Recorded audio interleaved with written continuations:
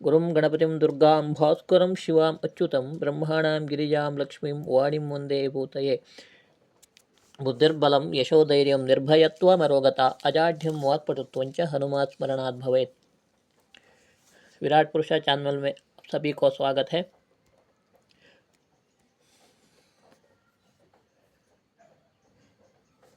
भगवान के लीलाओं के कथा सुनकर आनंद पाने के लिए हमारा यूट्यूब चैनल को सब्सक्राइब करें, शेयर करें और लाइक करें। प्राणाराध्य के चरणों में पिता की आज्ञा का पालन करने के लिए दशरथ नंदन श्री राम अपनी सती सहधर्मिणी जनकानंदिनी और अनुज लक्ष्मण के साथ वन में गए। वे चित्रकूट में दंडकारण्य में 13 वर्ष तक ऋषियों, महर्षियों एवं समस्त प्राणियों को कृतार्थ करने हुए विचरण करते रहे। असुर जहाँ कहीं तपस्वी मुनियों को कष्ट पहुंचाते, भगवान श्री राम वहीं असुरों का वध कर मुनियों का जीवन निरापद कर देते। 14वें वर्ष में वे पंचवटी में एक सुंदर पर्णकुटी बनाकर रहने लगे। एक दिन लंकाधिपति रावण की प्रेरणा से मारीच कांचन मृग के वेश में उनकी कुटी के सामने घूमने लगा। जनक नंदिनी उस अद्भुत मृग को देखकर मुग्ध हो गई। उन्होंने उस सुवर्ण मृग को लाने के लिए भगवान श्री राम से प्रार्थना की। भगवान श्री राम सुवर्ण मृग के पीछे दौड़े और उधर रावण ने छल से सीता का हरण कर लिया। उसने भगवती सीता को ले जाकर लंका की अशोक वाटिका में रख दिया। जनक दुलारी को ढूंढते हुए सानुज श्रीराम विराट कबंध आदि का वध करते ऋष्यमुख पर्वत की ओर जा निकले। सुग्रीव के मन में बाली के भय के कारण सदा शंका बनी रहती थी। उन्होंने मंत्रियों के साथ जब गिरी शिखर से अजानुबाहु धनुष बाणधारी विशाल नेत्रों वाले तथा देवकुमारों की तरह तेजस्वी दोनों वीर भाइयों को देखा तो वे भय से कांप गए। व्याकुल होकर सुग्रीव ने हनुमान जी से कहा, इन दोनों वीरों को देखकर मेरा मन भयाक्रांत हो रहा है। संभव है मेरे प्राणों के शत्रु बाली ने मुझे मार डालने के लिए इन्हें भेजा हो। राजाओं के मित्र अधिक होते हैं, अतएव इन पर विश्वास करना उचित नहीं। मनुष्य को छद्म वेश में विचरने वाले शत्रुओं को विशेष रूप से पहचानने की चेष्टा करनी चाहिए, क्योंकि वे दूसरों पर अपना विश्वास जमा लेते हैं परंतु स्वयं किसी का विश्वास नहीं करते और अवसर पाते ही उन विश्वासी पुरुषों पर प्रहार कर बैठते हैं। बाली इसमें बड़ा पटु है, अतएव कपिश्रेष्ठ तुम सामान्य व्यक्ति की भांति इनके समीप जाकर इनका तथा इनके मनोभावों का परिचय प्राप्त कर लें। यदि इन्हें बाली ने भेजा हो तो तुम वहीं से संकेत कर देना। मैं मंत्रियों सहित इस पर्वत से तुरंत भागकर अन्यत्र शरण लूँगा। पवन कुमार अपने प्राणधन महाधनुर्धर श्यामल और श्रीराम लक्ष्मण को पहचान नहीं रहे थे, किंतु उनके दाएं अंग फड़क रहे थे। उनके नेत्रों में प्रेमांशु छलक आए और हृदय भरबस ही उनकी ओर आकृष्ट हो रहा था। वानर श्रेष्ठ सुग्रीव का उद्देश्य समझकर पवन कुमार ऋष्यमुख पर्वत से उछलते हुए चले। मार्ग में उन्होंने ब्राह्मण को वेश धारण कर लिया। अभूतपूर्व एवं अभूतपूर्व सौंदर्य से व्यक्त श्री राम लक्ष्मण के दर्शन कर हनुमान जी की विचित्र दशा हो गई। उनका मस्तक स्वतः उनके चरणों में झुक गया। फिर उन्होंने हाथ जोड़कर मन को अत्यंत प्रिय लगाने वाली विनम्र वाणी में पूछा, वीरवर श्याम गौरवर्ण वाले अन्यतम सुंदर पुरुष आप लोग कौन हैं? निश्चय ही आप लोग वीर पुंगव क्षत्रिय कुमार हैं, किंतु आप अत्यंत कोमल है और यहाँ पर्वत और वन अत्यंत भयानक है। सर्वत्र व्याघ्रादि हिंसक पशुओं का भय है। मार्ग कंकड़ों, पत्थरों एवं कुशकंटकों से भरा पड़ा है। आपके चरण कमलों के उपयुक्त यह कठोर भूमि कदापि नहीं है। फिर भी आप लोग किस कारण इस निर्जन वन में विचरण कर रहे हैं? हनुमान जी को आगे कहा, मैं आप लोगों का तेजस्वी स्वरूप देखकर चकित हो रहा हूँ। कोई साधारण क्षत्रिय कुमार इतना तेजस्वी नहीं हो सकता। लोकोत्तर तेजोमय पुरुष आप कौन हैं? कृपा पूर्वक बता दें कि आप ब्रह्मा, विष्णु और महेश इन तीनों देवताओं में से कोई है, या आप नर और नारायण हैं, अथवा आप निखिल सृष्टि के स्वामी स्वयं परब्रह्म परमात्मा तो नहीं हैं, जो भूभार हरणार्थ युगल रूपों में अवतरित होकर मुझे सनाथ करने यहाँ पधारे हैं। बातचीत करने में कुशल हनुमान जी के चुप होते ही भगवान श्री राम ने लक्ष्मण से कहा, भाई लक्ष्मण, इनके विद्वतापूर्ण शुद्ध उच्चारण से स्पष्ट है कि ये व्याकरण शास्त्र के पारंगत विद्वान तो है ही, इन्होंने वेदों का गहन अध्ययन भी किया है। निश्चय ही इन्होंने समस्त शास्त्रों का ज्ञान प्राप्त कर लिया है, क्योंकि ये संस्कार और क्रम से संपन्न, अद्भुत, अवलंबित तथा हृदय को आनंद प्रदान करने वाले कल्याणमयी वाणी का उच्चारण करते हैं। हृदय, कंठ और मूर्धा इन तीनों स्थानों द्वारा स्पष्ट रूप से अभिव्यक्त होने वाली इनकी इस विचित्र वाणी को सुनकर किसका चित्त प्रसन्न होगा। वध करने के लिए तलवार उठाए हुए शत्रु का हृदय भी इस वाणी से बदल सकता है। तुम इनसे वार्ता करो। अग्रज का आदेश प्राप्त होती ही सुमित्रानंदन ने ब्राह्मण वेशधारी पवन कुमार से कहा, ब्राह्मण, हम दोनों अयोध्या के प्रस्थान धर्मात्मा राजा दशरथ के पुत्र हैं। ये मेरे बड़े भाई हैं, इनका नाम श्री राम है, और मेरा लक्ष्मण। पिता की आज्ञा से हम 14 वर्ष के लिए अरण्यवास करने आए हैं। हाँ, यहाँ पंचवटी में इनकी सती पत्नी सीता को किसी राक्षस ने छलपूर्वक हरण कर लिया है।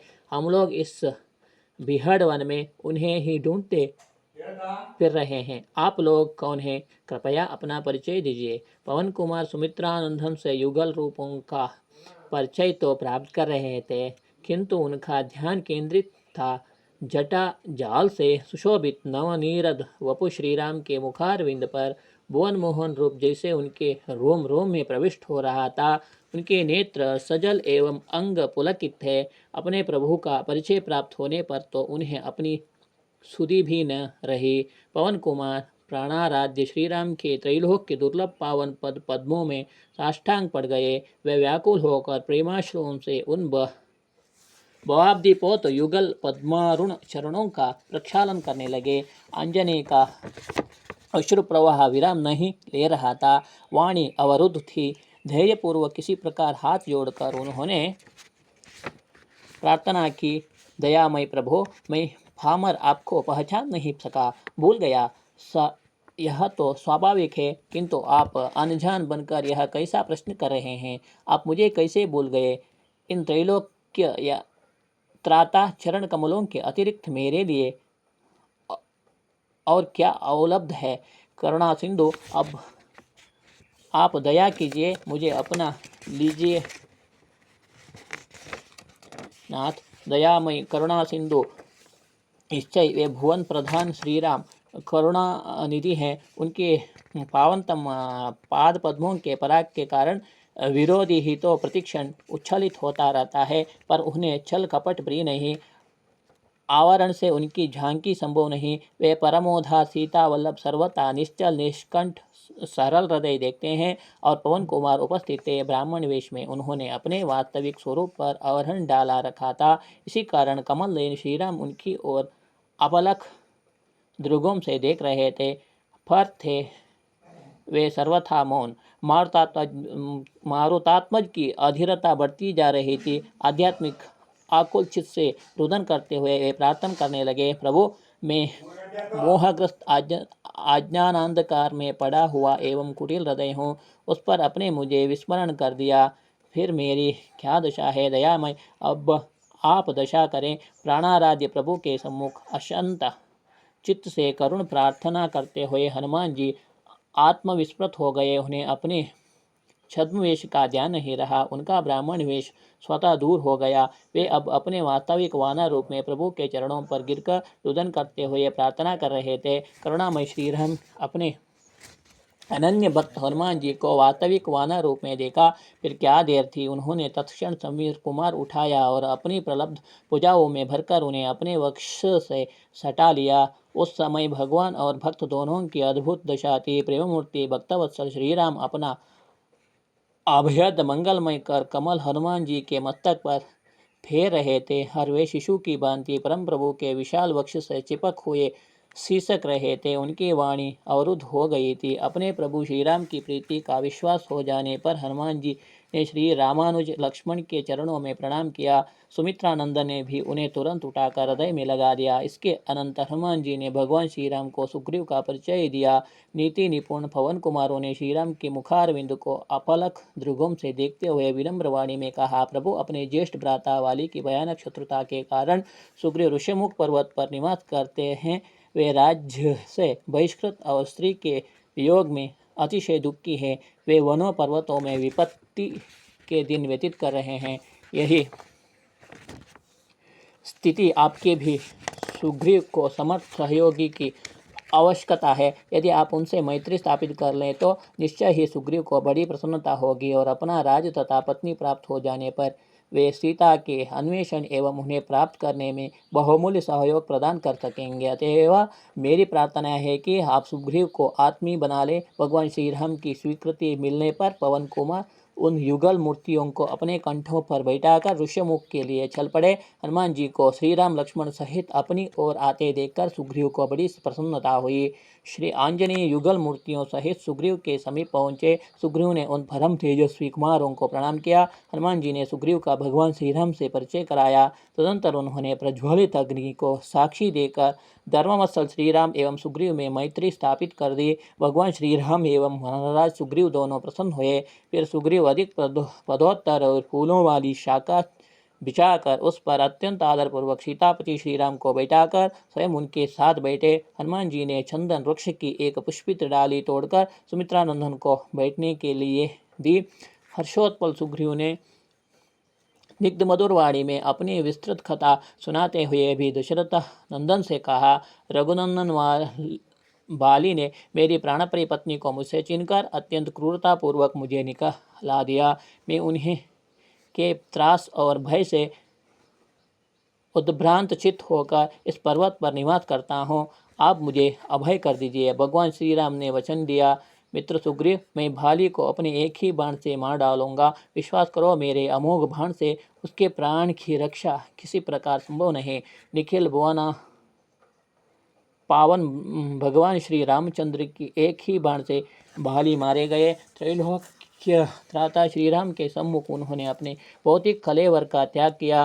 पति की मृत्यु का समाचार सुनकर बाली की पत्नी तारा वहां आकर करुणा क्रंदन करने लगी। उस समय तारा को समझते हुए परम वीतरागी हनुमान जी ने कहा, देव जीव के द्वारा गुण बुद्धि से अथवा दोष बुद्धि से किए हुए तो अपने कर्म हैं, वे ही सुख दुख रूप फल की प्राप्ति करने वाले होते हैं। परलोक में जाकर प्रत्येक जीव शांत भाव से रहकर अपने शुभ और अशुभ सभी कर्मों का फल भोगता है। तुम स्वयं शोचनीय हो, फिर दूसरे किसको शोचनीय समझकर शोक कर रही हो। स्वयं दीन होकर किसी दीन पर दया करती हो। पानी के बुलबुले के समान इस शरीर में रहकर कौन जीव किस जीव के लिए शोचनीय है। देवी, तुम विदुषी हो, अतः जानती हो कि प्राणियों के जन्म और मृत्यु का कोई निश्चित समय नहीं होता। इसलिए शुभ कर्म ही रहना चाहिए। अधिक रोना धोना आदि जो लौकिक कर्म व्यवहार है उसे नहीं करना चाहिए। पवन कुमार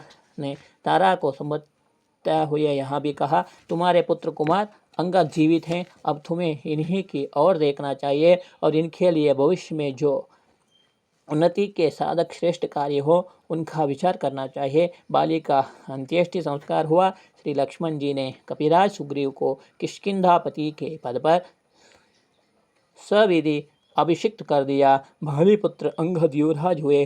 सुग्रीव को धन संपत्ति राज्य और पत्नी आदि सभी अभिष्ट वस्तुएं प्राप्त हो गई। अशरण शरण श्री राम की कृपा से क्या नहीं प्राप्त होता। सुग्रीव किष्किंधा में रहने लगे, किंतु पिता की आज्ञा का आदर करते हुए भगवान श्री राम ने नगर में प्रवेश नहीं किया। वे चातुर्मास व्यतीत करने के लिए प्रवर्षण गिरी पर चले गए। आंजनेय प्रतिक्षण अपने परमाराध्य परम प्रभु श्री राम के चरणों में ही रहना चाहते थे, किंतु सुग्रीव ने अभी अभी राज्यपद का दायित्व ग्रहण किया था। कार्य संचालन के लिए निपुण सचिव की नितांत आवश्यकता थी। इसी कारण लोकोपकारी श्री राम ने उन्हें सुग्रीव के कार्य में सहयोग प्रदान करने की आज्ञा दी। हनुमान जी के लिए प्रभु का आदेश ही सर्वोपरि कर्तव्य है। वे किष्किंधाओं में सुग्रीव के समीप रहने लगे।